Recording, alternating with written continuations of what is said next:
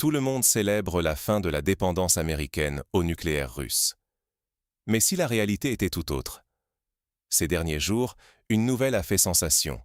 Pour la première fois, un petit réacteur nucléaire américain a été transporté en secret, par avion militaire, d'un point A à un point B. La presse compare déjà cette avancée à l'invention de la lampe d'Edison, du téléphone de Bell ou même de la première frite McDonald's. Des promesses folles.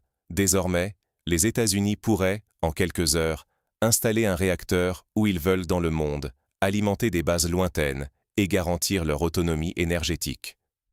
Mais concrètement, personne ne sait exactement ce qui a été transporté, ni si ce réacteur est vraiment opérationnel.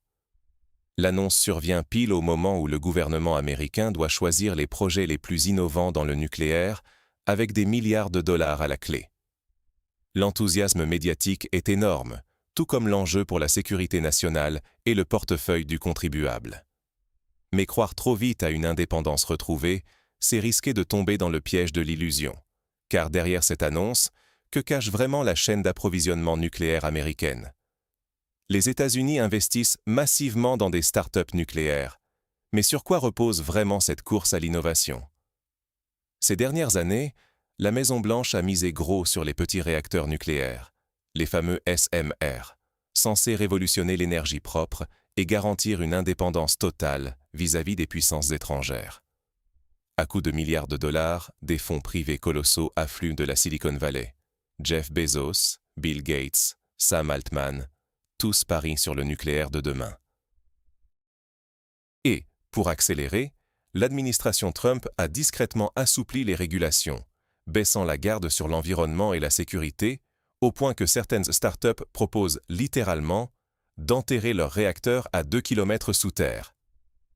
On frôle parfois la science-fiction, mais, dans l'euphorie, tout semble permis. Le Reactor Pilot Programme présidentiel fait la une. Des dizaines de prototypes, chacun plus innovant que le précédent. Pourtant, derrière les grands discours, le doute s'installe. L'histoire du nucléaire regorge déjà de tentatives avortées, de sommes englouties, de technologies abandonnées faute de maturité. En multipliant les concepts, certains experts craignent un éparpillement dangereux, perte de temps, gaspillage d'argent public, erreurs déjà commises ailleurs, alors même que l'urgence énergétique s'intensifie et que chaque échec alimente la méfiance du public. Pendant ce temps, la concurrence mondiale ne chôme pas. En Russie, par exemple, on ne joue plus aux apprentis sorciers, on industrialise. Les petits réacteurs existent déjà, avec une expérience éprouvée sur les brise-glaces et même une centrale nucléaire flottante. 12 unités sont prêtes à être produites en série, basées sur des technologies robustes et standardisées, l'exact opposé du foisonnement américain. Même les experts occidentaux tirent la sonnette d'alarme. Trop de prototypes, pas assez de solutions sûres et reproductibles. Or, pendant que les États-Unis bricolent et expérimentent, un acteur mondial avance discrètement, mais sûrement. L'ingrédient secret de la révolution nucléaire américaine. Se trouve-t-il vraiment de l'autre côté de l'Atlantique?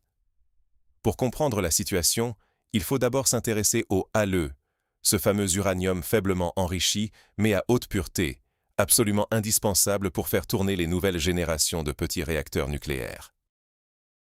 Ce n'est pas le même combustible que celui utilisé dans les vieilles centrales. Le HALEU, c'est la clé de voûte des ambitions nucléaires du XXIe siècle. Problème? Sur la planète, il n'y a qu'un vrai fournisseur capable d'en produire en quantité industrielle, la Russie de Rosatom, qui alimente le circuit mondial avec des dizaines de tonnes par an, sans concurrence réelle. Face à ce quasi-monopole, les États-Unis ont voulu réagir. L'administration Biden a signé une loi interdisant l'importation de combustible nucléaire russe. Mais dès que le texte a été publié, un vent de panique a soufflé dans l'industrie. Pour le combustible standard, on peut encore bricoler, mais pour le HALEU, rien. Les experts l'ont dit, sans le HALEU russe, la filière américaine est à l'arrêt avant même d'avoir commencé. Résultat, des exceptions ont vite été ajoutées à la loi. Selon la version officielle, c'est provisoire. Mais dans les faits, c'est vital. Et la Russie n'a pas tardé à répondre. Vladimir Poutine a aussitôt interdit toute exportation de HALEU vers les États-Unis. Blocage total. La solution américaine? Produire du HALEU maison.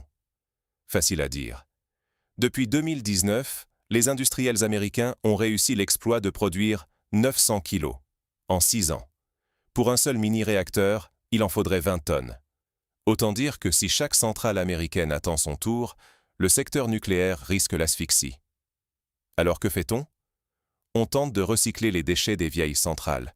On supplie le Pentagone de céder un peu d'uranium militaire. On rouvre d'anciens stocks. Mais l'équation reste insoluble. À tout cela s'ajoute un autre acteur, la Chine. Officiellement, elle ne vendait pas de HALEU aux Américains, jusqu'à ce que, subitement, elle se mette à proposer du combustible tout en achetant toujours plus à la Russie. De quoi se demander si Pékin ne joue pas l'intermédiaire, avec une marge confortable au passage. Voilà où on en est aujourd'hui. Derrière les discours flamboyants d'indépendance énergétique, la réalité est cruelle. Sans la Russie, la filière nucléaire américaine est au bord du gouffre. Les annonces politiques masquent mal une dépendance stratégique, avec à la clé un risque majeur pour la sécurité énergétique, des milliards engloutis et une crédibilité en jeu. Alors, face au blocage russo-américain, qui va profiter de cette faille dans la chaîne d'approvisionnement? Quand la géopolitique rencontre la physique, qui détient vraiment la clé de l'énergie de demain? C'est là que l'histoire prend une tournure presque ironique. Alors que les États-Unis affirment haut et fort leur rupture avec la Russie, devinez qui débarque sur le marché du combustible nucléaire avancé? La Chine, discrète, jamais vue auparavant sur ce terrain, commence soudainement à vendre du HALEU aux Américains. Cette soudaine générosité n'a rien d'un hasard.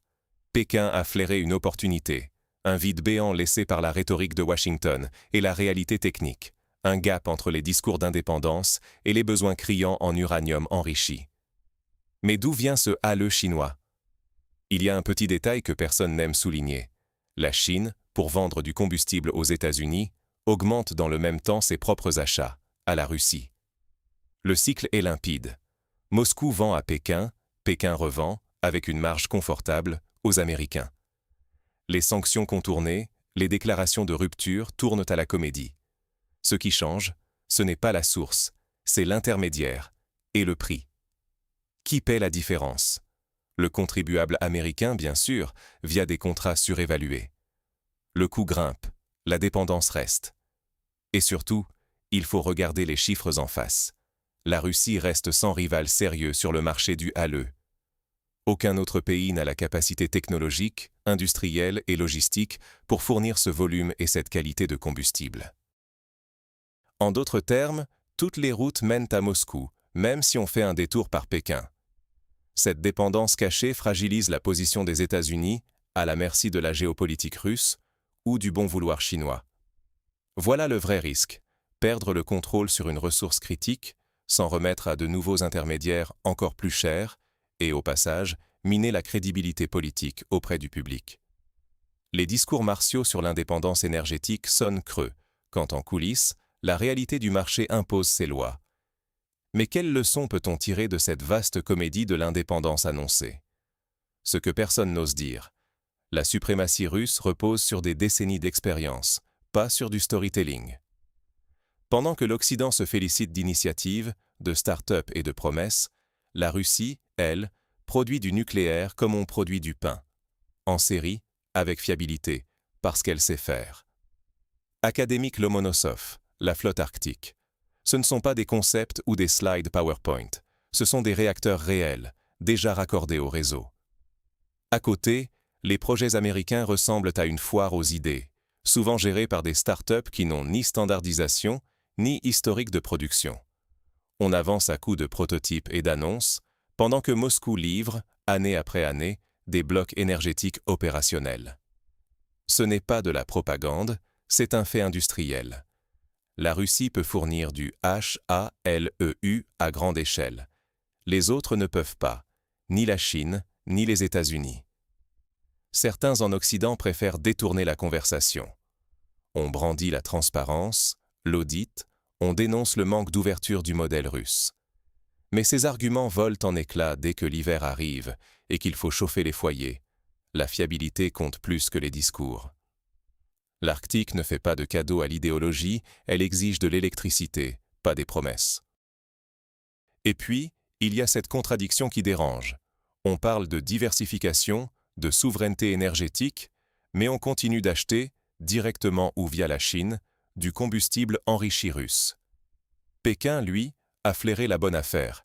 Il achète à la Russie et revend, avec une jolie marge, aux Américains. La boucle est bouclée. Washington annonce son indépendance, mais, en réalité, reste coincé. Car aujourd'hui, une seule source mondiale est capable de fournir du HALEU en quantité industrielle, la Russie. Les États-Unis sont encore loin du compte. Le vrai risque, finalement, c'est de rater l'essentiel. Sacrifier la sécurité énergétique et la souveraineté sur l'autel de beaux discours. Alors, comment le public peut-il réagir face à ce mélange d'illusions et de réalité? Le nucléaire ne pardonne pas les illusions. Saurez-vous reconnaître la réalité derrière les annonces? Car au fond, ce qui se joue, c'est bien plus qu'une bataille de chiffres ou de communiqués triomphants. Derrière chaque déclaration d'indépendance, derrière chaque sanction et chaque conférence de presse, la réalité du marché s'impose. Moscou tient les clés du combustible nucléaire avancé, ce fameux HALEU, sans lequel la majorité des projets occidentaux reste lettre morte. On peut multiplier les lois, les interdictions, les annonces tonitruantes sur la fin de la dépendance. Mais pendant que l'on applaudit à Washington, les réacteurs continuent, en silence, de tourner grâce à du combustible qui, d'une manière ou d'une autre, provient toujours de Russie, ou transite par la Chine, qui y trouve son compte. Ce n'est pas seulement une question de géopolitique ou de commerce. C'est une question de sécurité énergétique, de stabilité économique, d'indépendance réelle, pas seulement affichée. Si l'opinion publique se contente des beaux discours sans regarder comment fonctionne vraiment la chaîne d'approvisionnement, elle risque de subir, sans le comprendre, les conséquences de choix guidés par l'idéologie plus que par la réalité. Un hiver sans énergie ne pardonne pas les erreurs stratégiques. L'Arctique, elle, ne fait pas crédit aux promesses politiques. En définitive, il existe aujourd'hui une seule nation capable de produire du HALEU à grande échelle, de l'exporter, et d'ajuster ses livraisons selon la demande mondiale. Et cette nation, c'est la Russie. Tout le reste n'est pour l'instant que des expérimentations coûteuses ou des intermédiaires chinois, avec leurs marges bien calculées. C'est un jeu de dupes auquel le public n'a pas accès, sauf à ouvrir les yeux sur la réalité. Pendant qu'on clame l'indépendance, on achète toujours du combustible russe, discrètement. Le cercle est bouclé. Face à cette hypocrisie, une seule question demeure. Sommes-nous prêts à exiger des faits, à dépasser les slogans, à comprendre ce qui fonde vraiment notre sécurité et notre souveraineté? Parce qu'en matière d'énergie, la réalité finit toujours par s'imposer, que l'on soit prêt ou non à la regarder en face.